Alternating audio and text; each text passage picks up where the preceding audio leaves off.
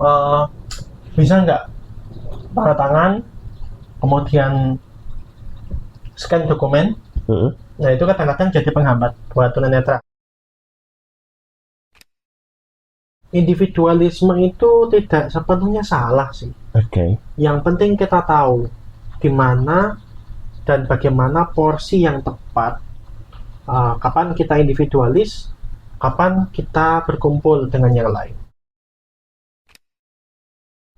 Jadi ada yang bilang, ya kamu ikutan lah, nanti kamu bisa dapat bantuan ini itu kayak saya gitu. Artinya itu kan lebih mencerminkan ke kepentingan pribadi, bukan kepentingan organisasi. Ruang persepsi. Datang di ruang persepsi di era modernitas seperti sekarang, teknologi yang semakin maju, AI bertebaran di mana-mana, seakan-akan orang mampu untuk menjadi apapun yang dia inginkan.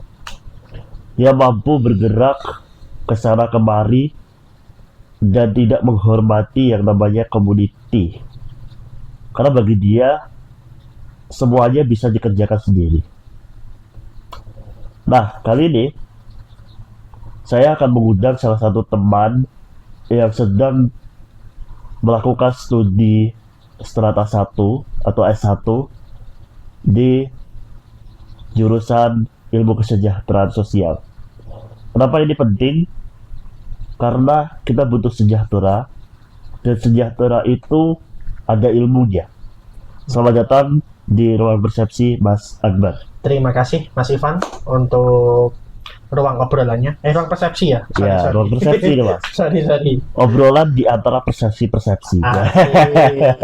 Mantap jiwa. Gimana kabarnya, Mas? Sehat.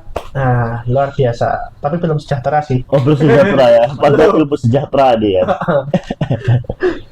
Oke, untuk mengawali obrolan, Mas, mungkin saya pengen tahu pendapat Mas Akbar mengenai apa itu organisasi dan apakah kita perlu untuk mengikuti suatu organisasi gitu. Sepertinya kita nggak terlalu tinggi dengan teori ya. Mungkin lebih dekat aja dengan kita. Ya kayaknya boleh sih nyindir teman ya. Tapi nanti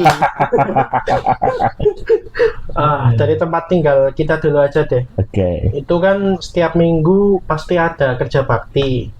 Terus ada pos ronda yang digilir jadwalnya. Oke. Nah, di situ menandakan adanya aktivitas dari organisasi Agree.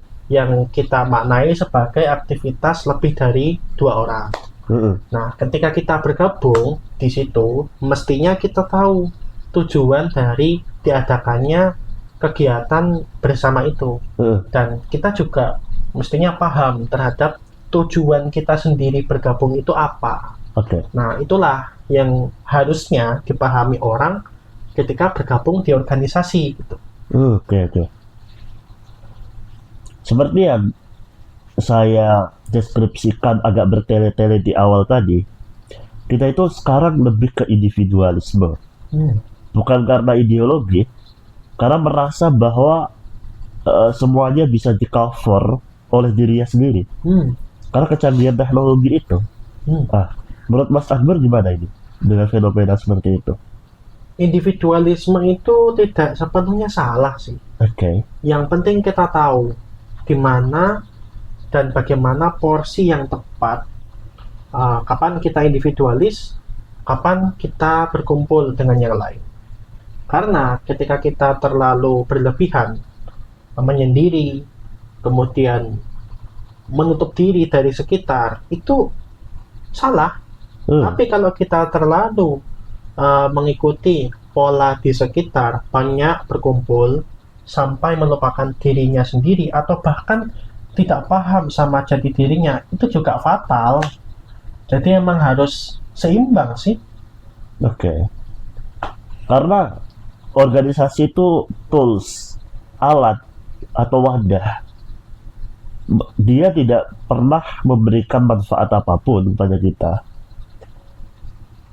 harusnya kita yang memberikan manfaat bagi wadah itu. Kenapa? Wadah ini kan seperti kendaraan saja. Kita mau kemana dan kita buat apa kendaraan itu kan sangat subjektif kita sendiri gitu. Nah, Mas Akbar tadi bilang bahwa kita harus menyeimbangkan adalah antara individualistik atau berfokus pada diri sendiri dengan berkumpul, mungkin membentuk suatu community. Nah, bagaimana supaya kita menyeimbangkan dua hal yang kontras ini, Mas? Ini kontras, bukan kontrasnya gitu ya, Mas? Waduh. Oh, pinggir jurang ini. Oke. Nah, untuk seimbang ada orang yang berpendapat perlu adanya jadwal harian. Di situ kita bisa menata aktivitas kita. Misalnya nih, kita sibuk dengan diri sendiri, memenuhi kebutuhan seperti makan, kemudian meningkatkan keilmuan, kemudian berkumpul, itu lebih teratur.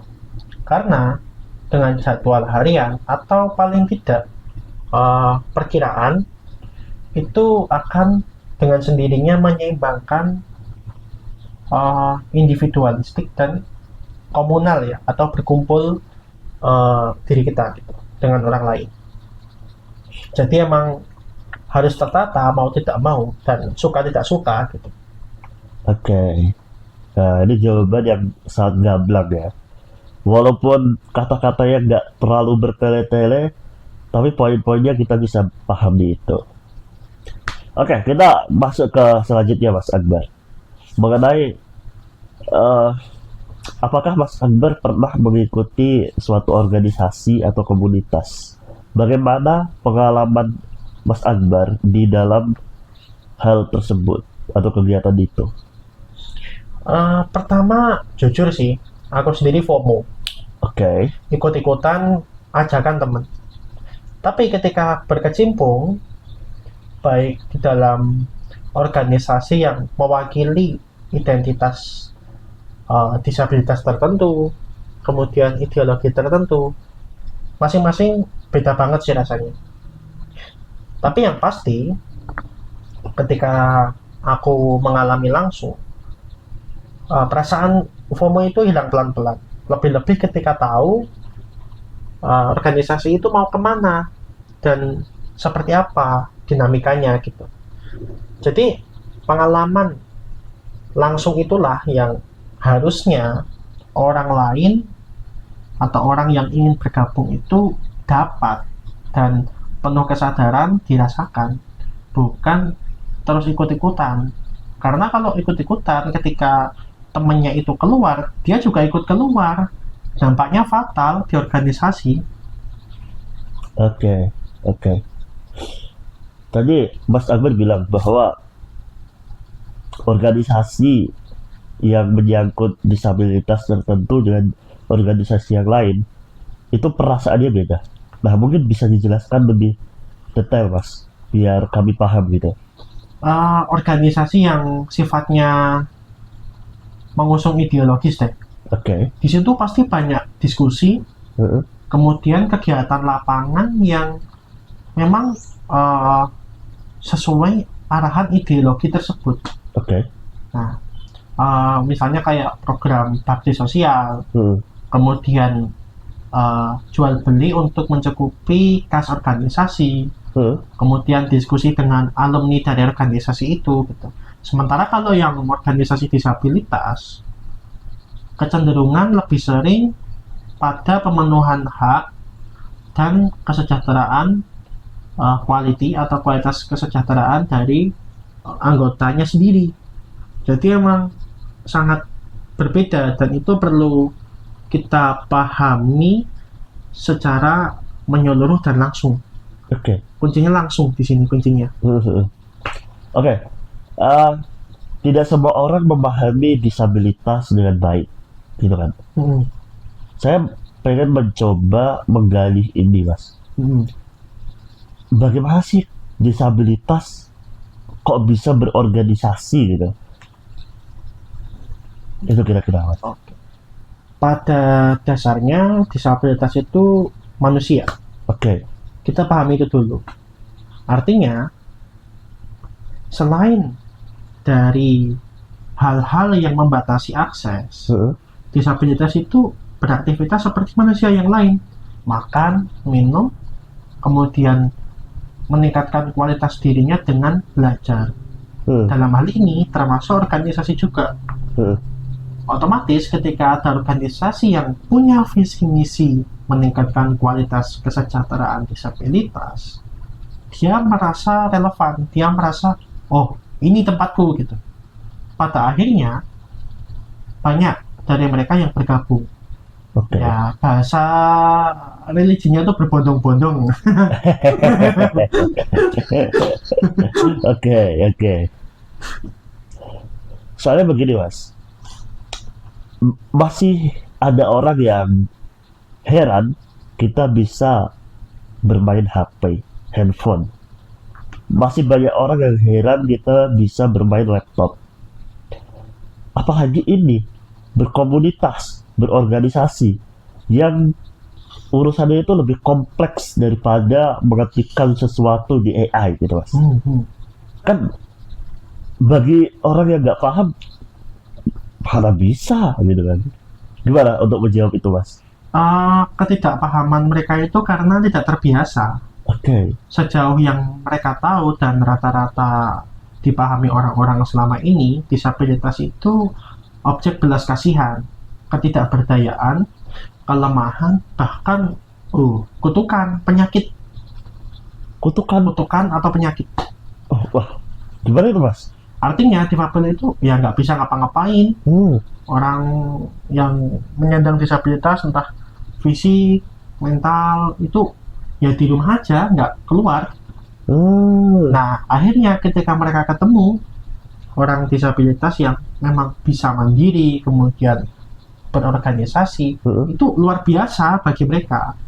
Nah itu kita perlu memahami itu dulu sebelum ke hal-hal yang lebih teknis.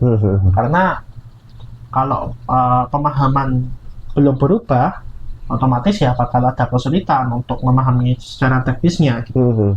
Termasuk gimana sih tunanetra main handphone gitu. Yes. Itu sih. Oke.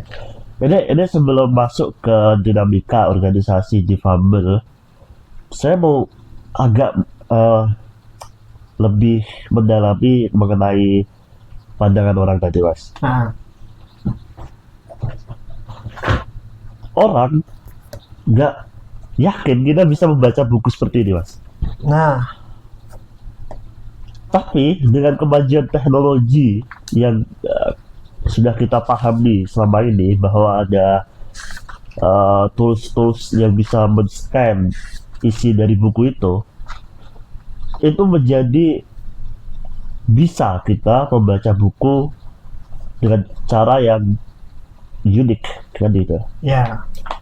Bagaimana kita mau menjelaskan bahwa tunanetra itu bisa kalau diberikan akses yang berlebih gitu, akses yang setara. Ini kan kebanyakan orang memandang bahwa kita hanya bisa melakukan hal-hal dasar. Padahal kita bisa membaca buku dengan cara mengarahkan kamera handphone kita ke lembaran-lembaran tersebut. Ini kan penting banget kita mensosialisasikan atau kita memberitahukan kepada mereka bahwa buku yang fisik seperti di tangan Mas Akbar itu bisa kita baca, gitu Mas. Sebenarnya di sini lagi-lagi kita kalau boleh ngomong itu akses.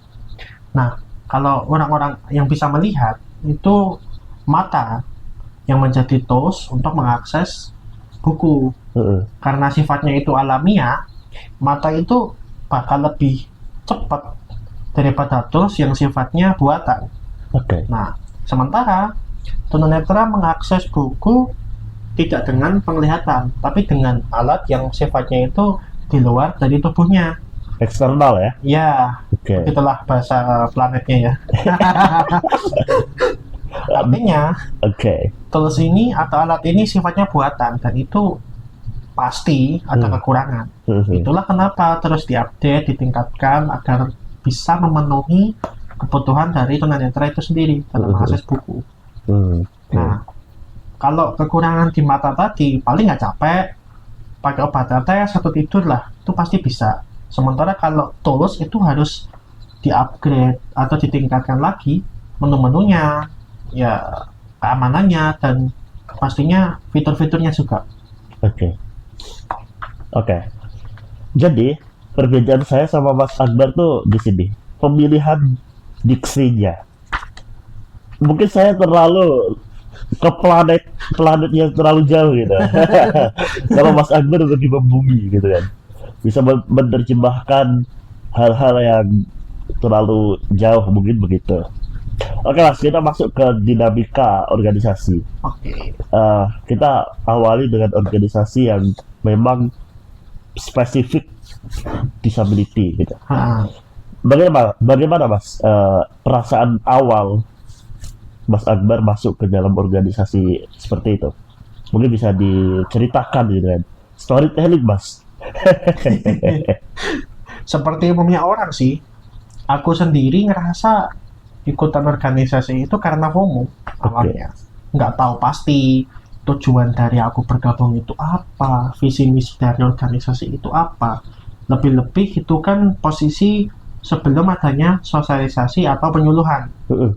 Nah, akhirnya karena masih ada semangat, ada inisiatif, kalau tidak dengan bertanya, biasanya aku mencoba aktif sebisa mungkin dalam kegiatan organisasi itu secara lebih sering. Tidak hanya satu kegiatan terus menghilang gitu. Nggak tahu lagi dari siapa ini. Oke. Baik. Oh, begitu Mas. Awal mula ikut organisasi disability atau disabilitas yang khusus membahas tentang itu mulai kapan Mas? Apakah mulai waktu masuk kuliah atau udah dari lama? Dari semester 3 tahun 2024 pertengahan lah. Itu karena pertama diajak, kedua diiming-imingi, wah nanti kamu dapat meningkatkan diri di sini, terus nanti kamu dapat hal-hal yang sifatnya itu material, entah yang sifatnya pangan ataupun yang sifatnya finansial. Nah, akhirnya aku coba lebih sering ikutan kegiatan, dan bisa dibilang hal-hal tadi itu tidak selalu, dalam artian ya kadang dapat kadang enggak gitu loh. Nah, ini kalau boleh jelasin lagi bedanya dengan yang organisasi umum atau yang lebih beragam. Kalau yang di organisasi disabilitas itu lebih ke ini sih, values. Atau nilai yang aku dapat, kemudian skill, kemudian tatanan yang lebih rapi di situ. Nah, kalau yang organisasi difabel itu kan ya ikut aja lah. Ikut kegiatan ya selesai ya udah balik. Nggak kurang terlalu bagus di administrasi dan penguatan nilai dari organisasi itu sendiri. Nah, dengan yang awas atau yang non disabilitas itu lebih banyak penekanannya di ya administrasi, ya visi misi, ya nilai, sehingga diharapkan dari situ anggota bisa loyal, bisa bertahan lama. Aku tertarik sama tentang struktur dari Mas. Tatanan yang lebih lebih tertata gitu, yang di organisasi umum. Memang tatanan yang di organisasi disability bagaimana Mas? Kalau secara formal itu sama aja sih, ya ketua, sekretaris, bendahara dan seterusnya. Tapi fungsi dari masing-masing peran tadi itu lebih maksimal yang di umum, lebih jelas, ya transparan, ya aktif berjalan di umum daripada yang disabilitas. Kalau disabilitas itu ketika satu peran mendominasi, peran-peran yang lain ada yang menjadi kurang, ada yang mendukung dominasi tersebut.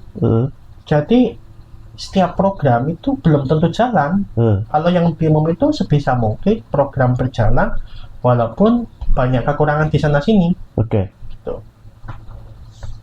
Ya saya tahu ya Mas mengenai organisasi. Organisasi itu ada ketua umum, bendahara umum, sekretaris umum gitu. Terus ada divisi-divisi di bawahnya.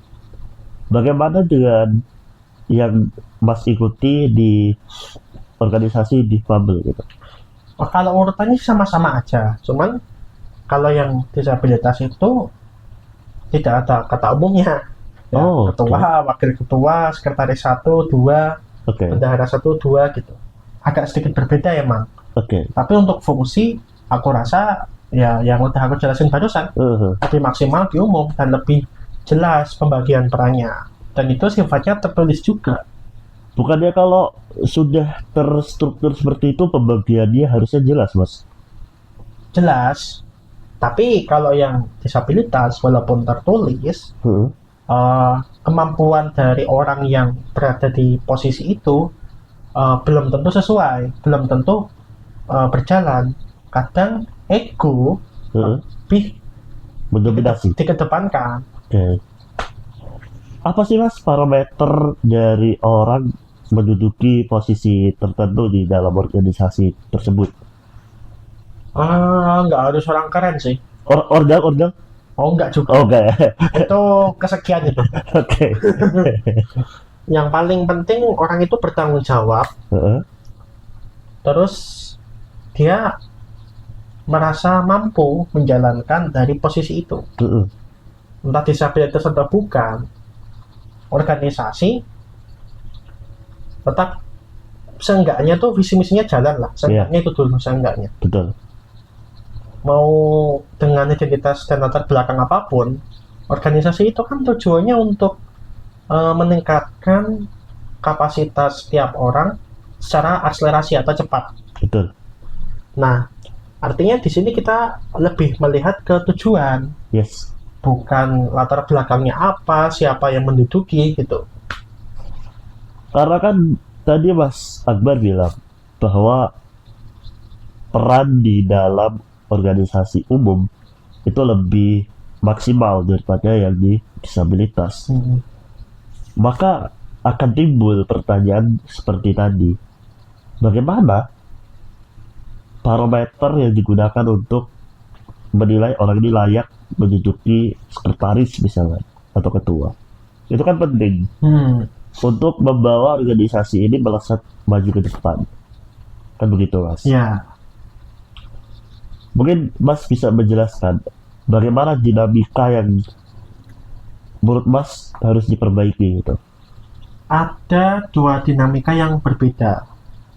Di organisasi disabilitas, dinamika itu lebih tepatnya permasalahan yang terjadi lebih sering pada kesejahteraan. Kayak dalam kegiatan, pasti ada yang tanya tuh, ada nggak transportnya? Terus di situ dapat nggak konsumsinya? Jadi emang tujuan dari mengikuti kegiatan itu masih dalam tahap kebutuhan dasar. Sementara kalau teman-teman kita yang di organisasi umum itu lebih kepada entah kebutuhan intelektual, entah kebutuhan emosional. Pada akhirnya yang sering terjadi permasalahan di organisasi umum itu benturan dari kepentingan yang sifatnya itu intelektual kalau nggak emosional. Jatuhnya permasalahan teknis, ya koordinasi, kemudian pengelolaan dana, kemudian branding ke publik. Gitu. Jadi emang lebih ke fungsinya permasalahannya. Sementara kalau yang disabilitas itu lebih ke tujuannya. Oke. Aku ingin masuk ke organisasi yang disabilitas. Lantas, kalau Mas bilang problemnya adalah ketujuan, ini diawali dari apa, Mas? Problem ini terjadi. Apakah tidak ada kejelasan bahwa organisasi ini berdiri untuk ini loh. Organisasi ini bergerak dalam bidang ini. Atau apa, Mas? Problem itu, dasar dari problem itu. Visi misi program dari organisasi disabilitas itu ada, sebenarnya ada, tapi kurang terdokumentasi dan tersosialisasi dengan baik dan berkelanjutan. Gitu. Pada akhirnya tidak semua anggota itu paham sebenarnya mereka bergabung itu apa. Gitu. Dorongan mereka bergabung sama seperti tujuan, karena merasa kesejahteraannya itu kurang.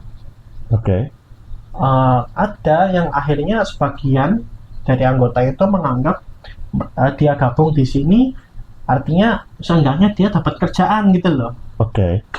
Karena merasa pekerjaannya sendiri kurang layak, di bawah UMR lah, dan seterusnya. Nah, berbeda dengan yang umum. Kalau umum kan tadi lebih ke fungsi ya, aku bilang ya. Kalau yang umum nanti aja, Mas. Oke. Kita fokuskan ke disabilitas gitu. Oke. Nanti kita bahas problem yang berbeda kalau itu. Oke. Berarti Mas Akbar menyoroti bahwa belum semua anggota yang bergabung itu paham dengan visi misi dari organisasi itu sendiri.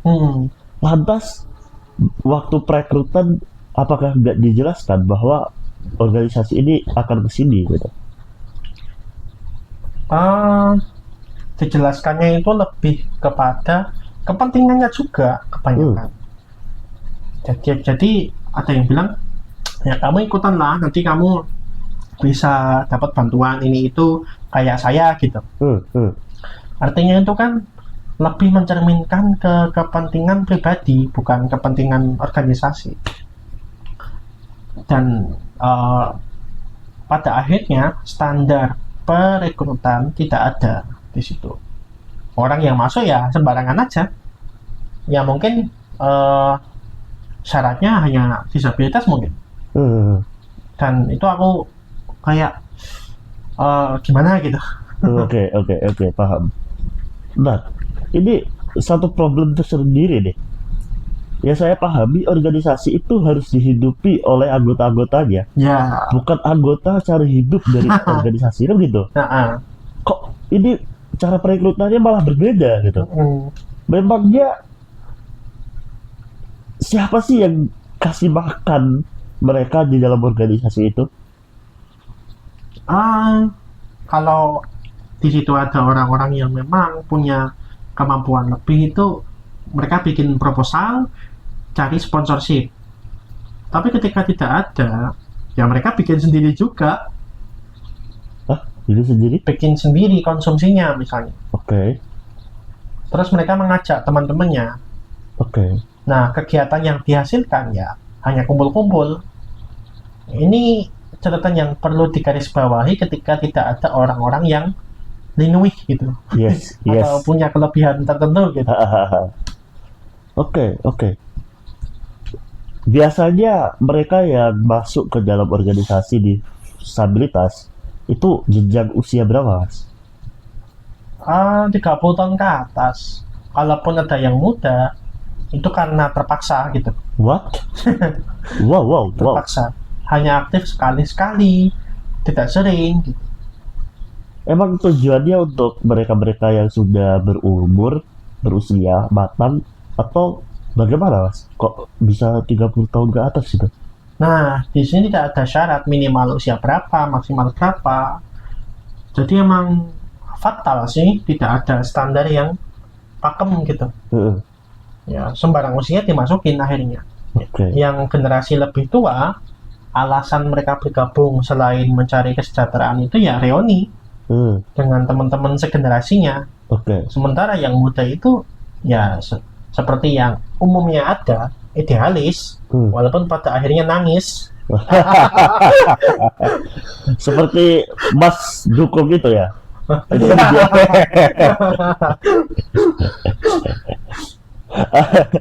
Intermezzo teman-teman. Oke. Jadi Berarti perlu ditata ulang sih menurut saya.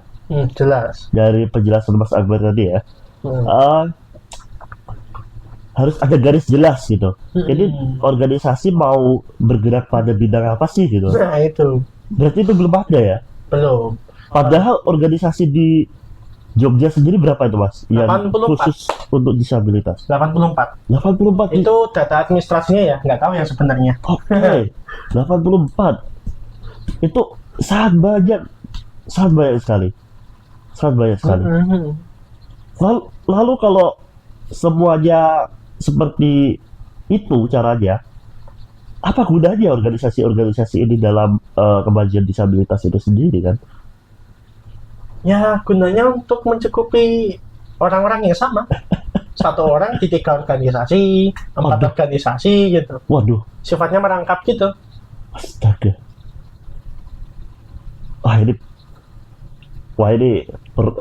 Oke. Saya sampai gagal berkata-kata ya. Oke. Sepertinya susah ya Mas. Kalau kita berbicara tentang disabilitas dan di organisasinya. Iya, nggak selesai-selesai. Iya. Ada semacam bias epistemik gitu kan. Cara berpikirnya itu masih perlu dibenahi.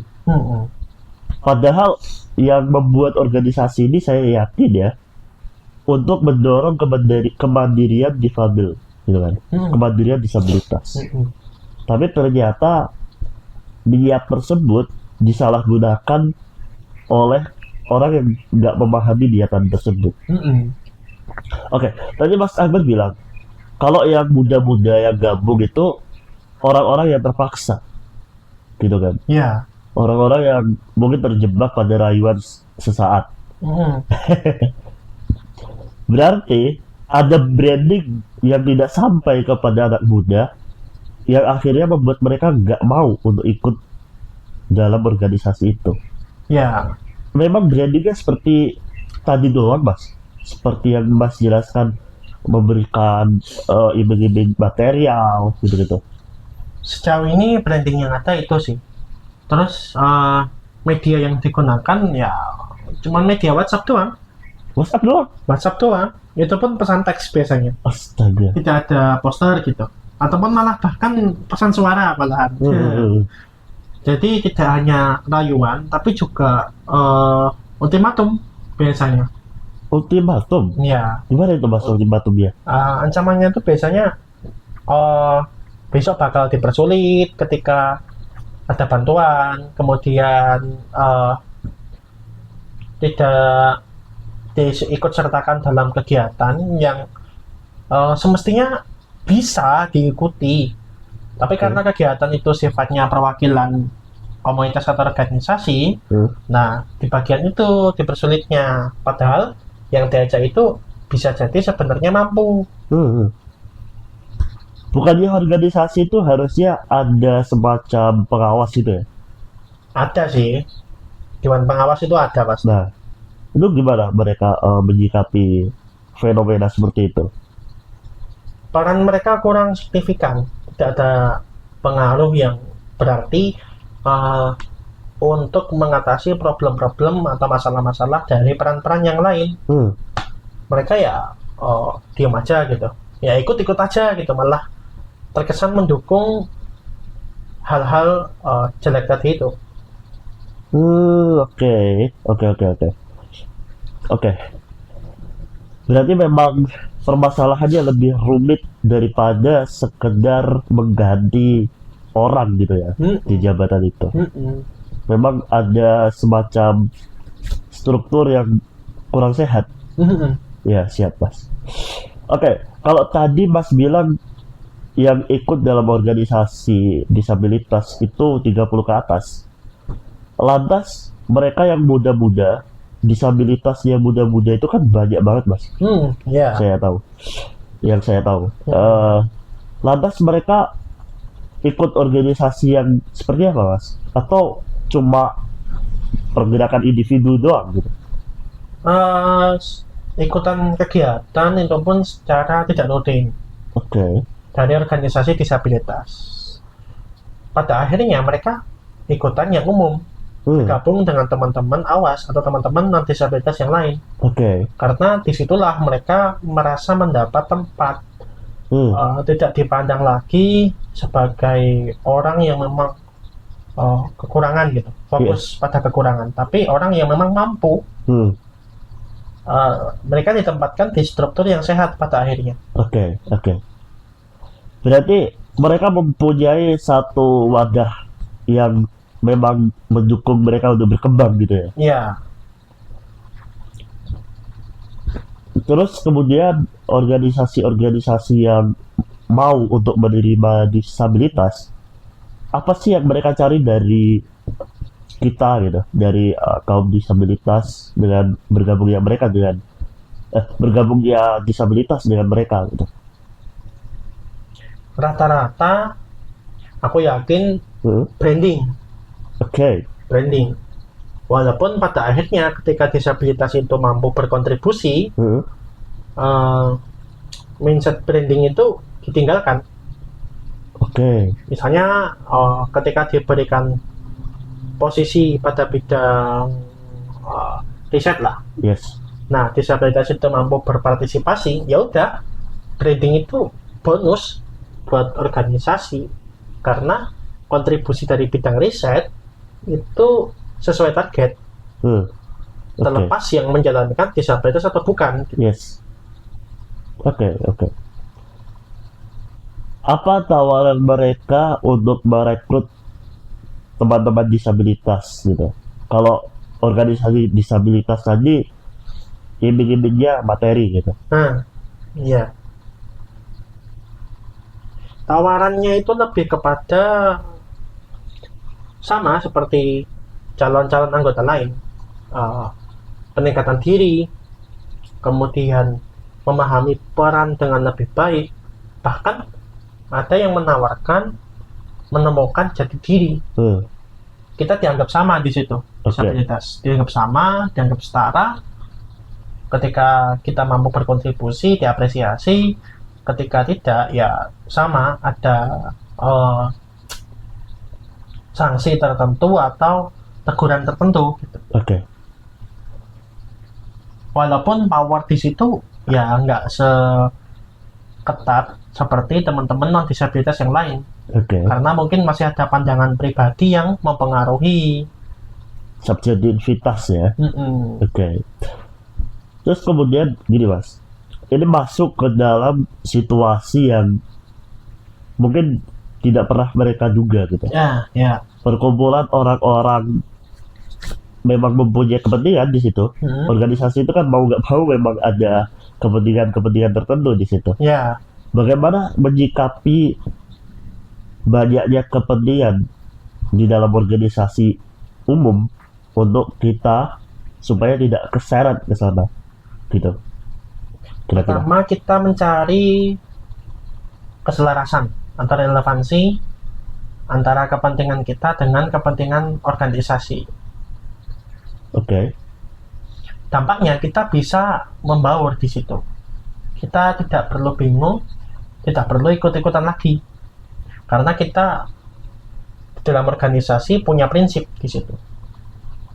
Kemudian yang berikutnya, selain mencari relevansi, kita kontribusi. Kita mencoba sama seperti anggota yang lain. Penilaian yang ada pada akhirnya tidak lagi tentang kamu mampu karena disabilitas lah atau apa. Kamu mampu ya karena bisa gitu loh, bisa melakukan peran tersebut. Berarti ada values yang bisa kita tawarkan kepada mereka, dan mereka memberikan ruang untuk kita menunjukkan values tersebut. Kan begitu ya? Ya. Stigma apa yang sering sekali menghambat kita di dalam organisasi seperti itu, Mas? Pertama, di bidang administrasi sih. Kamu bisa nggak tanda tangan kemudian scan dokumen. Heeh. Nah, itu kadang-kadang jadi penghambat buat tunanetra. Yes.